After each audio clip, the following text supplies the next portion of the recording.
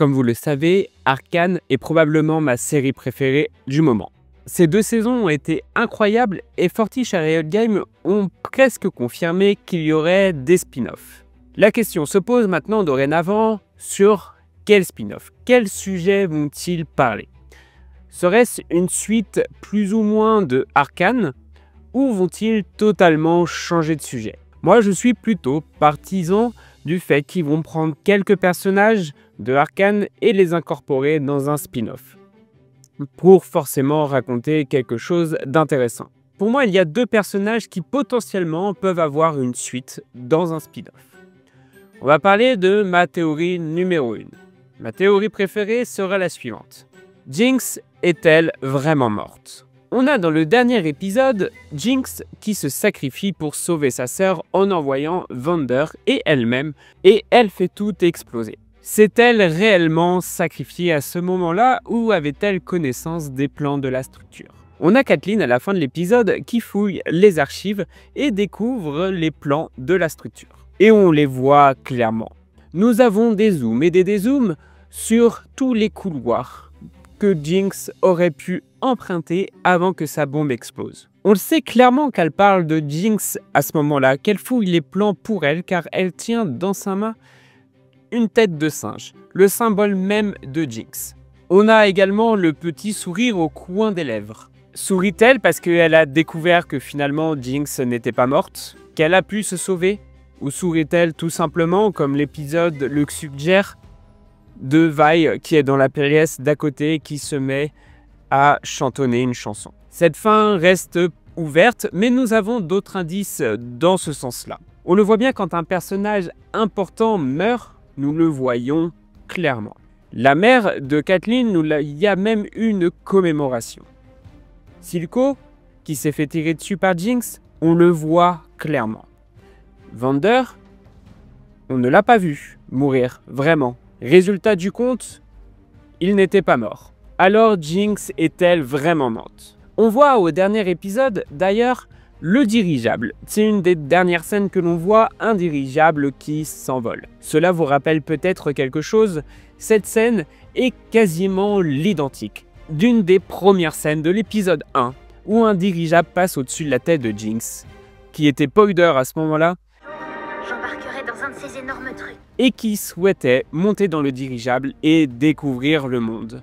Pour moi, ce n'était pas simplement un dirigeable qui partait pour nous donner une vue d'ensemble de Piltover. Non, pour moi, c'est un signe que Jinx a réussi à s'enfuir et a pris son indépendance et par loin, la roue s'arrête comme elle le souhaitait. Qu'en penses-tu? Je t'invite à le dire dans ces commentaires si cette théorie t'intéresse. Et si évidemment tu en as d'autres. Mais avant ça, je t'invite à entendre cette théorie numéro 2, qui est pour moi l'une de mes préférées. Nous avons un personnage en particulier qui n'a pas eu son arc narratif vraiment terminé. Il y a énormément de questions encore autour d'elle. Je parle évidemment de Mel Medarda et de la Rose Noire. Dernier épisode, nous avons eu finalement quelques réponses, mais cela reste flou. Finalement, que veut la Rose Noire au Medarda? C'est une réponse que nous n'avons pas eue une seule fois et pourtant cette question a été posée par la série plusieurs fois. Évidemment, c'est probablement pour nous teaser un futur spin-off qui va répondre à ces questions et qui va parler de Noxus, de la région de Noxus. La région dont vient Mel Medarda, Ambessa Medarda et la Rose Noire.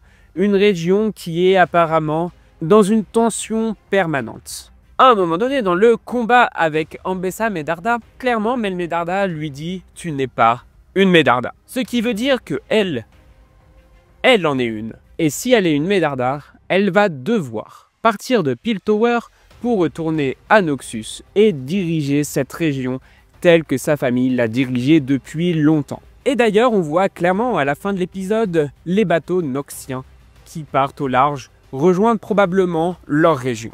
Mel Medarda les a-t-elle rejoints? Moi je pense que oui, et qu'elle a laissé tomber Piltover pour rejoindre sa région de Noxus. Mais que va-t-il se passer à Noxus?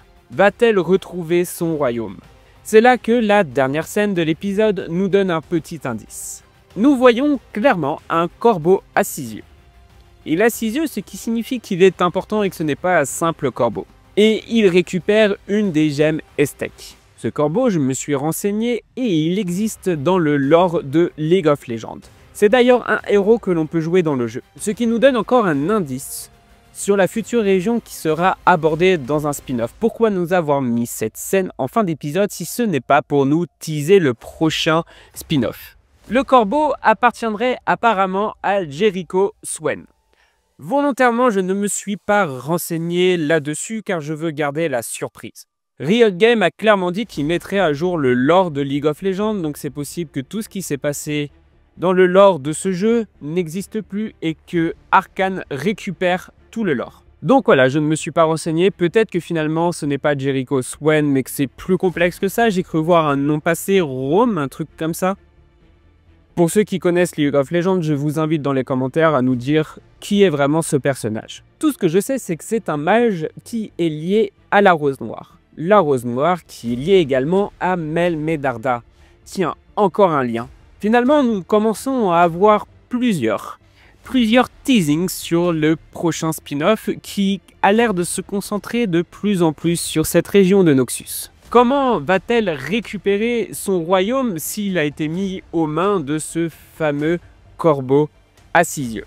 S'il a été mis aux mains de ces mages et qui possède dorénavant d'ailleurs un morceau d'Estek. Avant de passer à la conclusion, je t'invite à liker la vidéo si tu apprécies ce genre de format. Pour le moment, je n'ai fait que des critiques et je me tente à un nouveau sujet pour pouvoir diversifier un peu mon contenu. De mon côté, la théorie sur Jinx serait dingue, serait incroyable, elle ne serait finalement pas morte. Mais je dois vous avouer que j'aime bien moi ce côté fin ouverte et qu'elle reste comme ça et que finalement Fortiche ne nous dit jamais la vérité.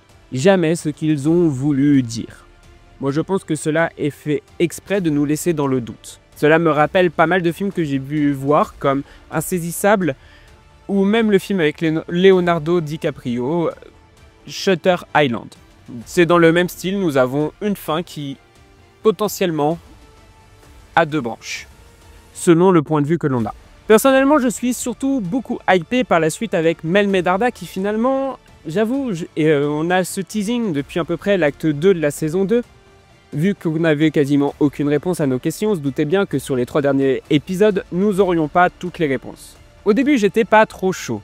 Mais finalement, avec le temps, avec ces 3 derniers épisodes et surtout cette fin qui nous donne envie d'en savoir plus et qui nous montre que finalement Noxus n'appartiendrait pas au Medarda ou n'appartiendrait plus. Et avec la mort de Ambessa, cela aura peut-être tout chamboulé. Mel Medarda va devoir clairement retourner dans son royaume et va devoir clairement retrouver sa place au pouvoir. Pour ça, elle va devoir faire face probablement à des trahisons. Il y aura probablement aussi des émotions. Tiens, c'est exactement la série Arcane. Des trahisons, des émotions. Il y aura d'ailleurs aussi peut-être un peu de folie avec la Rose Noire, on retrouvera nos mages, nos magies.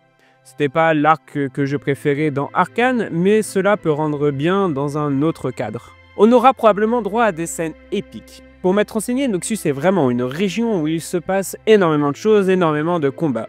On le voit clairement dans Arcane d'ailleurs, ce sont essentiellement des combattants qui habitent ici avec une armée clairement solide. Fortiche et Riot Games nous ont prouvé, grâce à cette série et ses 2 saisons et ses 18 épisodes, que quand ils ont une idée en tête, ils y vont jusqu'au bout. Ils savent exactement où ils vont. Ils connaissent tous les détails. Et quand cette série, quand ce spin-off sur Noxus sortira, si c'est sur ce sujet que ça parlera, je sais qu'ils vont nous sortir encore une masterclass. Ils vont pas nous sortir un spin-off pour nous sortir un spin-off. Ils vont nous sortir une série dans laquelle ils connaissent la fin, dans laquelle ils savent exactement ce qu'ils veulent dire, ce qu'ils veulent montrer. Et avec le studio Fortiche, qui va encore probablement s'améliorer, je ne sais pas comment, mais je ne savais pas comment ils pouvaient s'améliorer dans la saison 2, et ils ont réussi, on va avoir droit à de l'art. D'ailleurs, ce n'est pas pour rien que le cinéma est un 7e art, et Fortiche est très doué là-dessus. N'hésitez pas à me dire en commentaire votre théorie préférée, de vous abonner et de liker la vidéo, et je vous dis ciao! Notre histoire.